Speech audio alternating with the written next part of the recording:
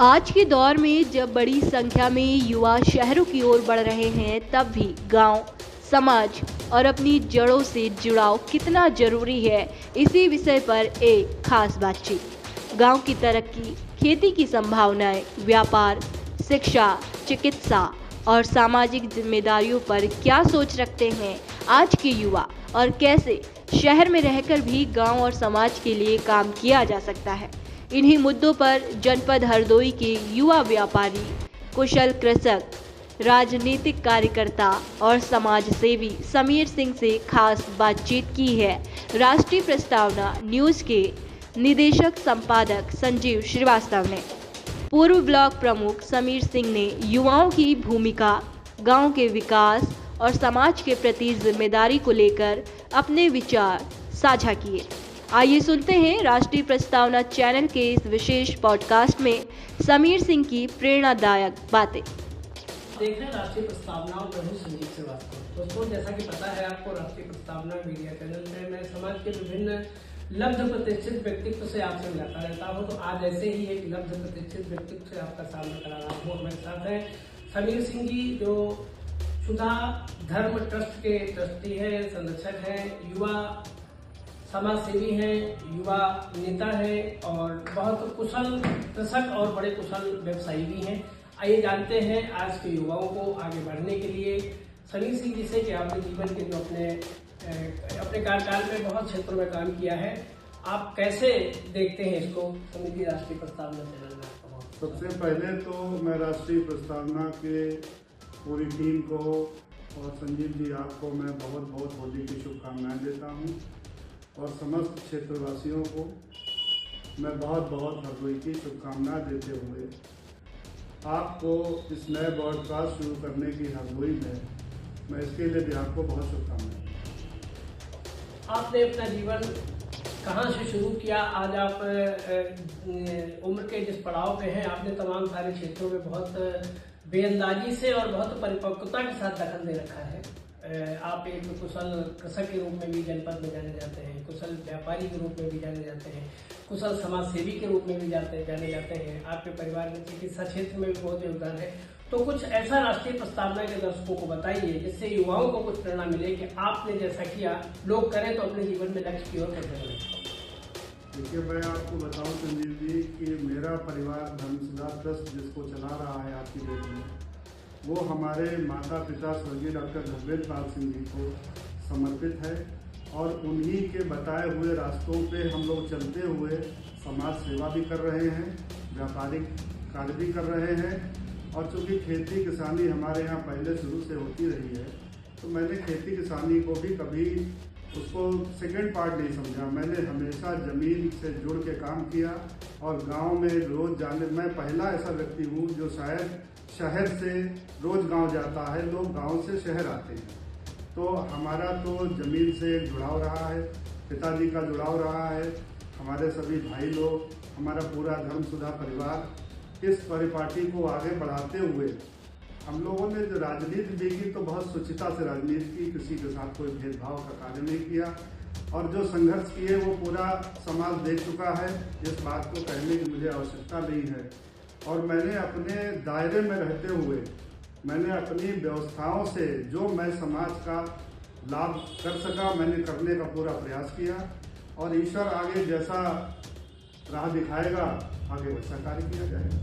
आप एक कुशल कृषक भी हैं। आजकल जो तमाम सारी चीज़ें आ रही हैं कृषक क्षेत्र में आगे बढ़ने के लिए, कुछ ऐसी प्रॉब्लम है आपके सामने जिसका समाधान शासन प्रशासन को करना चाहिए। देखिए, मैं बताऊं आपको कि हमारे यहाँ पहले हम लोगों ने फ्लोरिकल्चर का काम हमने स्टार्ट किया था और वो भी बड़ा मतलब दुर्गम कार्य था एक तरीके से, जिस स्थान पे मैंने किया, क्योंकि पहले वहाँ ईंट का भट्ठा था और आप समझ सकते हैं जहाँ पे ईंट का भट्ठा होगा वहाँ पे कार्बन, ईंटा, रोड़ा, पत्थर, हर तरीके की नेगेटिविटी थी। तो मुझे थोड़ा सा ये चीज़ें बहुत अच्छी नहीं लगती थी। मुझे लगता था कि पर्यावरण के प्रति हम लोगों का एक हमेशा ध्यान रहा, ग्रीनरी की तरफ हमेशा ध्यान रहा, पेड़ पौधों की तरफ ध्यान रहा। तो मैंने उसको किसी तरीके से, वो चूँकि लंबी स्टोरी है, अगर वो मैं अभी आपको बताऊंगा वो किसी अगले उसमें आप रखिएगा, तो मैं आपको वो भी बताऊंगा कि बिना एक ट्रॉली मिट्टी बाहर से लाए हुए मैंने उस मिट्टी को कैसे उपजाऊ बनाया, और आज पहले उसमें मैंने फ्लोरिकल्चर का काम किया। दुर्भाग्यवश मैंने 4-5 साल उस कार्य को भी किया और बहुत अच्छे बड़े अच्छे रिजल्ट आए, और उसमें जो उचित आमदनी होनी चाहिए किसान की 1 एकड़ से वो भी प्राप्त हुई। लेकिन दुर्भाग्यवश बंदरों का प्रकोप इतना ज़्यादा था कि उनकी वजह से उसको प्रोजेक्ट को चलाना संभव नहीं रहा। इसलिए उस प्रोजेक्ट को हम लोगों ने ड्रॉप करके फिर उसकी जगह पे बंदरों से कैसे निजात मिले किसान को, ये बहुत बड़ी एक समस्या है। मेरे गांव में बहुत से ऐसे लोग हैं जिनकी जानें चली गई, वो बर्बाद हो गए, खेती किसानी करने लायक नहीं रह गए। मैं बहुत से ऐसे गरीब किसानों को जान रहा हूँ जिनका जीविकोपार्जन जो उसी से होता था, तो वो काफ़ी संकट में रहे लोग। तो मैंने इसमें जब विचार किया, लोगों से राय मशवरा किया और सब किया, तो उसके बाद में हमको नींबू की खेती जो थी वो समझ में आई, जिसमें कि 1 एकड़ में लगभग 4 से 4.5 लाख रुपए की आमदनी किसान को हो जाती है, और बहुत बड़े इन्वेस्टमेंट भी नहीं लगते हैं। उसमें गवर्नमेंट के भी कुछ सहयोग होते हैं, वो आप हॉर्टिकल्चर डिपार्टमेंट से संपर्क कर सकते हैं। उसमें आपको समय समय पे स्कीम्स आती रहती हैं, उससे भी आप बहुत कुछ कर सकते हैं। जैसे ड्रिप इरिगेशन है, स्प्रिंकलर है, तो उसमें काफ़ी सब्सिडियाँ हैं, वो आपको वहाँ से प्राप्त हो सकती हैं। और नींबू की फसल में मैंने जब लगाया तो मैं बताऊँगा आपको कि उसमें अभी तक बंदरों ने कोई नुकसान नहीं किया है। तो अगर 1 साल तक मैं उसको सर्वाइव कर लेता हूँ तो मुझे लगता है कि ये खेती बंदरों से बचाने के लिए ये उसमें सफल है। जैसा कि आपने बताया कि शहर में रह के भी गांव का डेवलपमेंट हो सकता है, आपने एक मानक स्थापित किया है इस ओर, जिसमें आपने बताया कि विभिन्न प्रकार की खेती आपने जो की कि भट्टे की खेती को आपने उपजाऊ बना दिया। ये आपकी अपनी कला और अपनी योग्यता है। निश्चित रूप से हमारे युवाओं को, हमारे किसानों को, जो लोग किसी भी क्षेत्र में आगे बढ़ना चाहते हैं, आपसे निश्चित रूप से सबक लेना चाहिए। आप कुछ अपने परिवार के बारे में बताइए कि कहाँ से स्थिति चली है और कहाँ तक पहुँच रही है। मेरे पिताजी स्वर्गीय डॉक्टर धर्मेंद्र पाल सिंह जी, वो सन 64 के MBBS लखनऊ मेडिकल कॉलेज से वो थे।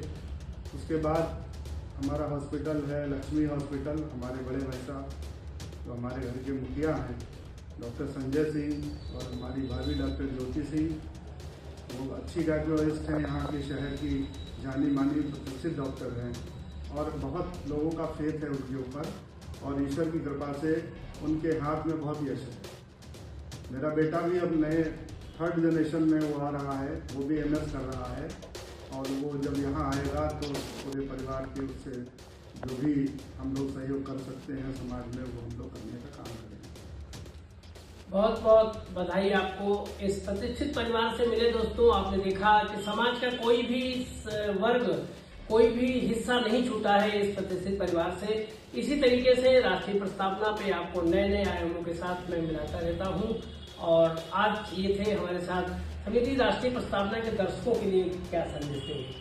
देखिए, राष्ट्रीय प्रस्तावना हमसे, चूंकि हम लोग फाउंडर्स में थे इसके, जब कभी संजीव जी ने बहुत पहले 30-35 साल पहले जब इसका बीजारोपण किया था, उस समय भी हम लोगों ने इनके सहयोग में, इनकी बैक में हम लोग इसलिए थे क्योंकि ये एक उत्साही व्यक्ति थे और पत्रकारिता को एक अच्छे आयाम पर ले जाना चाह रहे थे।